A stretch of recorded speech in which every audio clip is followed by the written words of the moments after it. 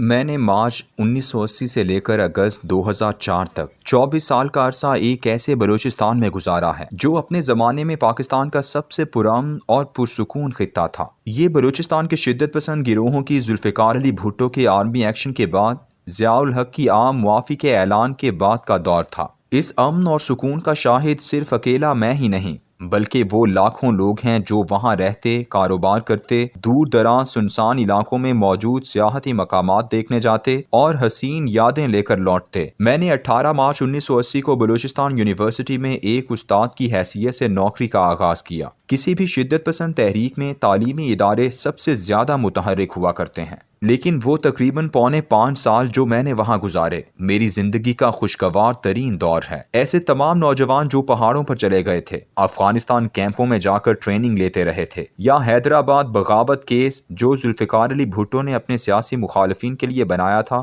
اس میں گرفتار ہوئے تھے، یہ سب کے سب واپس آ چکے تھے اور اب تعلیمی اداروں میں تعلیم حاصل کر رہے تھے۔ کوئٹہ کی فضا لوٹ آئی تھی جس کی یاد میں ہر شخص آنسو بہایا کرتا تھا۔ جتنی ادبی محفلیں، مشاعرے، موسیقی کے کانسرٹ اس عام معافی کے بعد کے دور میں ہوئے، بلوچستان کی تاریخ میں نہیں ہوئے ہوں گے۔ پورے پاکستان میں عطا شاد کی شاعری اور فیض احمد بلوچ کی موسیقی شناسہ آوازیں بن چکی تھیں۔ اس ماحول کا سحر اتنا تھا کہ جب 1984 میں سول سروس امتحان میں کامیابی کے بعد اکیڈمی کی ٹریننگ کے دوران میری کسی صوبے میں تعیناتی کا مرحلہ آیا تو چونکہ میرا ڈومیسائل پنجاب کا تھا اور اپنے صوبے میں تعیناتی کی پالیسی نہیں تھی، اس لیے مجھے سندھ میں تعینات کر دیا گیا۔ مجھے پنجاب اور سندھ کی بیوروکریسی کا مزاج تحکمانہ، شاہانہ اور شدت کی حد تک آمرانہ مزاج اچھا نہیں لگتا تھا۔ اسی لیے جب ضیاء الحق ہماری اکیڈمی کی پاسنگ آؤٹ تقریب میں آیا تو میں نے اسے بلوچستان جانے کی درخواست کر دی۔ میری اس درخواست پر اسے شدید حیرانی ہوئی کیونکہ بلوچستان جیسے قبائلی معاشرے میں شاہانہ افسری والے لوگ جانا پسند نہیں کرتے تھے۔ دوبارہ سوال کیا، میں نے ہاں میں جواب دیا تو سیکرٹری اسٹیبلشمنٹ جناب آفتاب احمد نے کہا اس بندہ صحرائی کا آج ہی نوٹیفیکیشن ہو جانا چاہیے۔ یوں ٹریننگ کے بعد نوکری کے اگلے 18 سال میں نے اس عام معافی کے فوائد سے بہرہ مند ہونے والے بلوچستان میں گزارے۔ ایسا محبتوں اور چاہتوں میں ڈوبا ہوا بلوچستان جس کا آپ تصور بھی نہیں کر سکتے۔ بحیثیت ایک انتظامی آفیسر میں نے بلوچستان کے چپے چپے میں نوکری کی ہے، لیکن 2 واقعات میری زندگی کا سرمایہ ہیں، اور میں اگر کسی دوسرے صوبے میں تعینات ہوتا تو ایسی محبت ہرگز نہ ملتی۔ میں 2 سال سبی میں ڈیپٹی کمشنر تعینات رہنے کے بعد جب 1995 میں ٹرانسفر ہوا تو الوداعی تقریبات تو معمول کی بات ہے، لیکن شہر کے لوگ میرے گھر تشریف لائے، ایک جمع غفیر تھا، مجھے اپنے جلو میں لیا اور شہر کی سڑکوں میں سے مجھے ایک جلوس کی صورت گزارتے ہوئے ریلوے اسٹیشن تک چھوڑنے آئے۔ راستے بھر چھتوں سے پھول نشاور ہوتے رہے۔ دوسرا واقعہ چاغی کا ہے جہاں میں ڈیپٹی کمشنر اور پولیٹیکل ایجنٹ تعینات تھا۔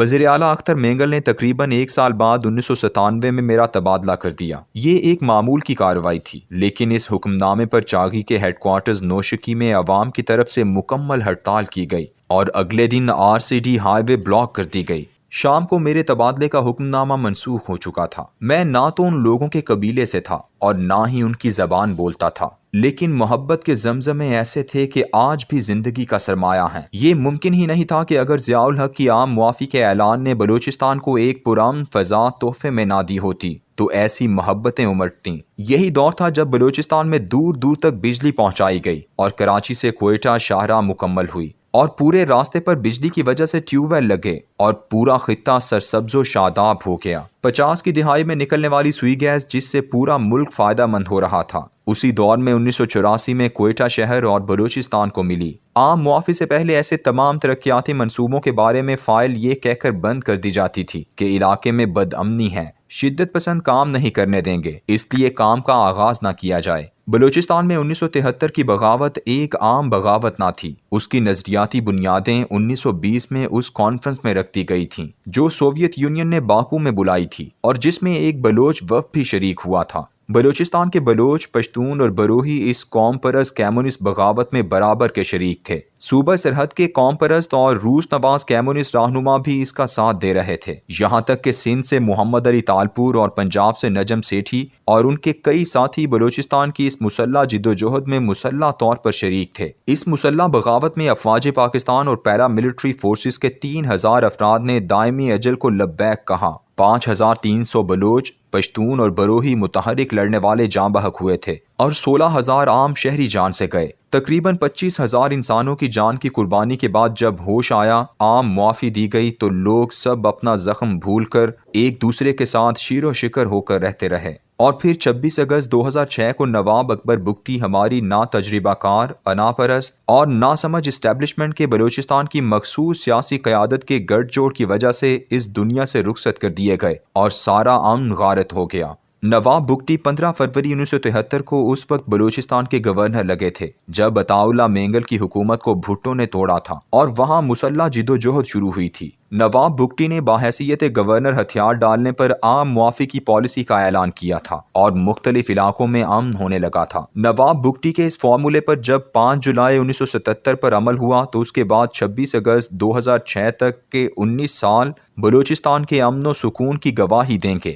حالانکہ اس تمام عرصے میں بلوچستان کی 2 سرحدوں پر انقلابات ہی انقلابات برپا ہو رہے تھے۔ ایران میں آیت اللہ خمینی کا انقلاب آیا اور ساتھ ہی افغانستان میں پہلے روس کی افواج داخل ہوئیں۔ مجاہدین کی جنگ، ان کی فتح، پھر آپس کی لڑائی، طالبان کا عروج، 11 ستمبر، امریکہ کی مداخلت، یہ سب کچھ ہوا، لیکن بلوچستان کے عوام پر عام معافی کے اعلان کا اس قدر گہرا اثر تھا کہ ہزاروں کلومیٹر ایرانی اور افغانی سرحد کے پار سے ہونے والے حادثات بلوچستان کے امن کو تباہ نہ کر سکے۔ اس عام معافی میں کامیابی کی 2 بنیادی وجوہات ہیں۔ پہلی یہ کہ ریاست نے اپنے 3,000 مرنے والوں کے دکھ کا ڈھنڈورا نہیں پیٹا اور بلوچ قوم پرست بھی اس بات پر مکمل راضی تھے کہ ہم اپنے 5300 نوجوانوں کا خون بھول جاتے ہیں۔ اس کے ساتھ ساتھ اس وقت آگ لگانے، بھڑکانے اور سازشوں کا تارپود پھیلانے والا میڈیا اور ایسے اینکرز موجود نہیں تھے جو شر انگیزی کے لیے بار بار یہ سوال اٹھاتے پھرتے کہ پہلے ان 16,000 عام شہریوں کے والدین سے تو پوچھو کہ جن کے پیارے مارے گئے۔ سب کچھ پرسکون طریقے سے ہو گیا اور جس کے نتیجے میں بلوچستان نے اپنے سر پر امن کی چادر تان لی۔